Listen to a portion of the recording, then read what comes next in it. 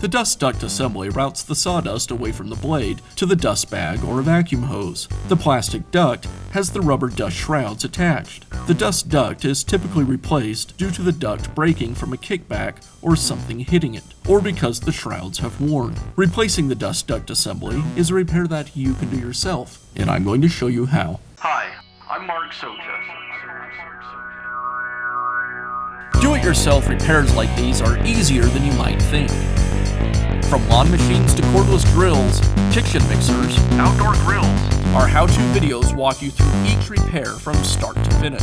So doing it yourself means never having to do it alone. Let's get started. I'll begin by removing the old dust duct. I'll remove the screw, and then I can slide the duct away from the saw. Now I can install the new dust duct. I'll thread it through the housings, place the rear of it into the casting, and I'll secure it with the screw.